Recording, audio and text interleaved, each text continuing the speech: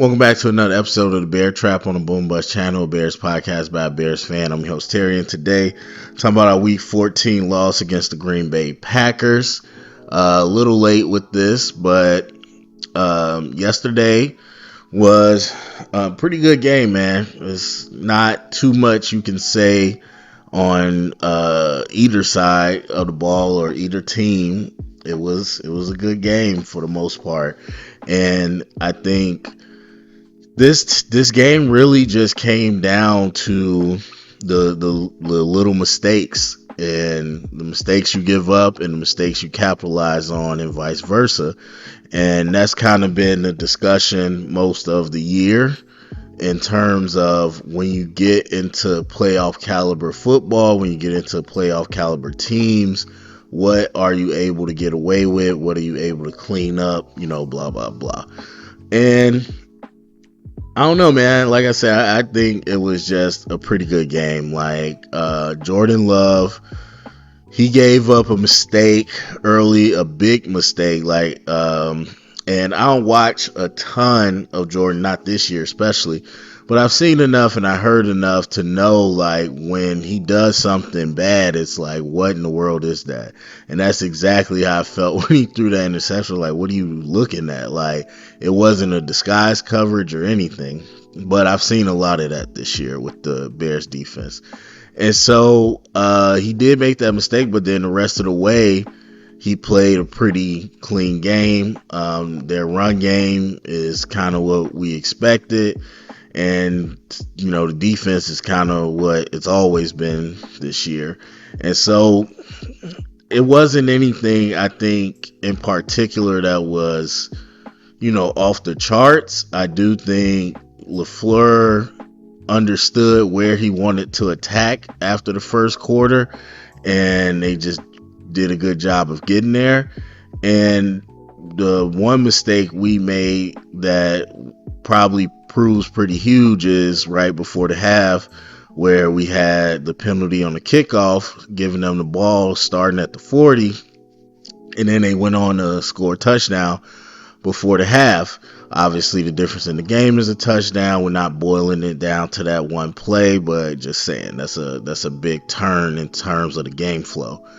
So that's really the only thing that stands out. Outside of that, I don't think it was anything, too crazy. And then on the flip side for us, kind of like usual, there's drives that we probably had a chance to end in points that we didn't, and times where we probably could have got a touchdown instead of a field goal. Some false starts here and there, things like that. Small things, but nothing besides the last play that was like catastrophic. And so it was, I hesitate to say a back and forth game. It didn't really feel like a back and forth game, but I guess if you want to call it a back and forth game, that's kind of what it was. Some of the things that I took away, I was a little surprised, not a little, I was really surprised at Ben Johnson's game plan early on. I think as we got later into the game, I started to see a little bit more of what I was expecting, given what the Packers unit looks like and how they like to play. But for the most part, most of the first half, it was a lot of it's still, zone, duo, whatever people want to call it, but it was a lot of up the gut, and I just didn't understand that. Now, Wyatt was out, but Carl Brooks came in, and none of them are like world beaters, but in my mind, that wasn't the place that I was looking to attack because the linebackers are so active. And then you had Quay Walker back this week, so you had a full linebacking core. So that's just, in my mind, not what I would have done. And eventually we got to the point where, okay, we're going to throw a little more kind of like a tunnel screen. We're going to do some counter out to the edge. We're going to do a lead, not stretch, but off tackle towards the C gap. And then we started to do things more to the perimeter that, those type of things where I was like, that's what I was expecting. Now, there were times, a number of times, where we kicked out the edge player, whether it was Parsons or Gary. We brought a tight end or whoever to kick them out. But instead of like running to the edge or running to the opposite edge, we were running up the middle and trying to like seal the edge off and then run up the middle. I just felt like that played into their hands. That just kept the game short. Not that we weren't effective. I think for the most part we were effective all night, but it really capped the gains. When you're talking about getting those giant explosive plays that we were seeing last week and stuff like that, you have to be able, in my mind, you got to be able to displace that edge somehow. Now, when you got top tier guys, usually you're not able to displace them with a one-on-one block or anything, which is why you start doing kickouts, why you start doing counters, why you jet sweep off of them. You do things so that they displace themselves out of the play. And I didn't see a ton of that. And again, towards the fourth quarter is where I started to see us do a little more. And I thought it was effective, and I just thought, we would have did that earlier. Now, don't get me wrong. The Packers secondary is not the Eagles secondary. These dudes are hitters, and they play violent, and they trigger fast. But I still take my bets, getting Darnell Wright and those guys out there, or getting Thuney out there, getting Komet out there, and trying to, win on the perimeter. That's what I would have expected. Even outside of just that basic stuff, I thought I would see more creativity from Ben in terms of getting them in misdirection. And again, towards the end of the game, we saw a little more of that, and it was pretty effective. But I was surprised it took so long to get to that. Caleb, man, I don't know what people want to. I don't understand the Caleb conversation. But then again, this is like the third time, so I'm not even about to dive into it. I at this point, it is what it is. Whatever you think about Caleb, cool. But as far as for me, I thought his second half of football was pretty good given what he had for the most part. Now, again, that's to the naked eye. That's not me seeing all 22 yet. But to the naked eye, I thought he played pretty well given the situation and the game plan that we were running. Now, it's still pretty evident to me that we're keeping the ball out of his hands, especially in certain situations, but I just thought he handled it well. I thought, and really this whole year, it hasn't been too many times where Caleb just has been bad at the quarterback things, as I call them. I'm sure is a better word, but I mean, he doesn't throw the ball away a ton, especially not quickly. But, throwing the ball away out of harm's way, not where it could be intercepted, sliding when you need to slide, just being smart with certain things. Protect, two hands on the ball when it needs to be, going into contact, all those things. I thought Caleb's been good at that all year. And at that point in the second half, and really the whole game, we were in kind of a ball control mode where we really had to protect the ball, not give the ball away, and kind of live to fight another day. Try to get what we can off this type of run, that type of run. Then if it's a pass, make sure it's a short pass so we can play action. Either get him running on the move, give him a run pass option, or something of that nature. And I thought, like I said, that on top of some of the backyard plays, which we haven't seen a ton of this year, they were able to make it work. So, and I don't think it was crazy necessarily Even really, I believe it was Komet that pass he threw downfield, which was crazy. Well, the difficulty of it, but I don't think it was like a bad play. I don't think that was him overstretching or anything. I thought it made sense within the timing of everything that was happening. And that's how I felt for the most of the second half. So I didn't have too many big complaints on that. I mean, the first half, I mean, you saw what it was for whatever reasons. And overall, I mean, I don't really understand what other arguments there are. We've had, this is week 14.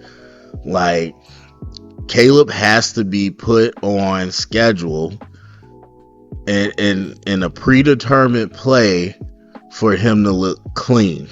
Everything else feels a little shaky. Now, the last play was a bad ball. I mean, that was it. I don't want to see the DJ Moore leaking out last second as he's throwing it and all that. There's other critiques we could have, but I think at the end of the day, when you run that play and it's 4th and 1, especially when you're running it for the second, third, who knows time, like this ain't week 2, week 3.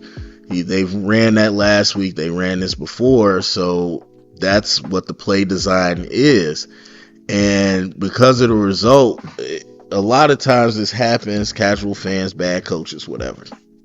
When you let the result of the play dictate everything, your analysis of everything else, that's not good football analysis.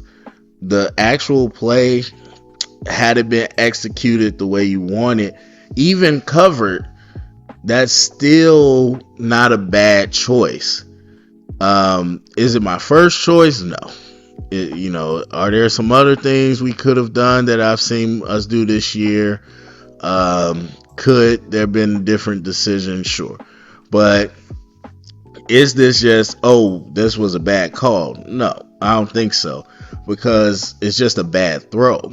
If you put the ball where you want to put the ball, then you're in the 50-50 jump ball situation. Now with the game on the line, might be a little tough, but most situations the offense gets the advantage when you talk about penalties. So then you're 1st and goal at the 1. It's no different. And you don't see it as much, at least, I haven't watched the league as much as I did last year, but so maybe it's still happening, but I feel like you don't see as much like the penalty ball. Like, you've had many teams on every level, but especially the NFL where it's a spot foul, where they literally are not even trying to complete a pass. They're trying to underthrow a go ball to get an interference. And so that we're not too removed from offenses that literally being part of their playbook. So to use that as an option, to me, again, it's not a bad decision. It just was a bad ball. And so, unfortunately, that's how that ended. Defensively, man, I mean, like I said, to me, I'm not shocked. Now, the other people who wanted to believe we might have been world beaters or something, then maybe. But, I mean, the defense actually came through with, I mean, they're it's hard to say. I feel like with the whole team. Because the numbers say one thing, you watch them play, it says another. And then week to week, or not even week to, sometimes it's quarter to quarter, you could feel differently. Because I want to say they're, at the end of the day, they're disciplined, but that's not entirely true. And so, I don't know, man. I have to really contemplate on what the right words are for that defense. But one thing I can say, I was going to say we tackle well, but then we didn't tackle as well this game. All I know is they're playing. They're playing, whether that's the offense, whether it's Ben Johnson, whatever. They are playing with a lot of motor and a lot of gas. And we just simply don't have the pieces for certain things. Now, with our linebackers, especially the backups, it's like night and day from the starters. You've heard me talk about TJ and Tremaine last year and this year early on, and just how much range they have as linebackers. You miss all of that when they're not there, and so you got heavy play action, horizontal passing game, and not just the linebackers. Definitely CJ was getting picked on, getting cooked, but the linebackers helps that type of stuff up, or helps that type of stuff out when you're getting that type of attack. But we just not a ton of change of direction, very like downhill linebackers. And it was like I said, LaFleur figured out how he wanted to attack us, and they did a good job of that, especially when you had Josh Jacobs running the way he was and being effective. Man, it was triggered. Like, really good defenses, they can read and react. They can come downhill, get back into pass. They can go from pass, rally to a tackle. They can go left, also play the backside on the right. They can do all that. We're not at all there right now with this group, because we're really only able to do one thing. And like, as soon as we feel like it's run, like, we're not recovering back to where we need to be. And the Packers just took advantage of that all game. So, and like I said in the preview, I think our defensive line is still pretty strong, and they're pretty good for like holding the line for the most part. But it's everything else, obviously, what the injuries are. The linebackers, the secondary. The safeties, I guess, aren't injured, but Byard, that's not really his game. And so, yeah, man, that part was just difficult for us to stop them. Especially, I mean, they don't have world beaters, but they got speed, and they were eating up any type of man coverage that we tried to put on them. And then the run game / play action just really threw us off. So, yeah, like I said, back and forth. It was a good game. It's tough, and that's what it's going to be. I mean, in any normal year, once you get to playoff level teams or playoff level football, it's going to be tough. And it's going to be, who can capitalize on mistakes and who can make the least mistakes. And funny enough, this is one of the first games that I feel like was actually a close game in terms of like, okay, we're kind of just going tit for tat. All these other games that everybody keeps quoting as a positive, these close games, that was us playing down to the competition. And this is one of the first games where I felt like that wasn't really the case. So, anyway, go to the comment sections. Let me know what you think. Share around, get the convo started. Thumbs up, subscribe, and remember, stay up and bear down.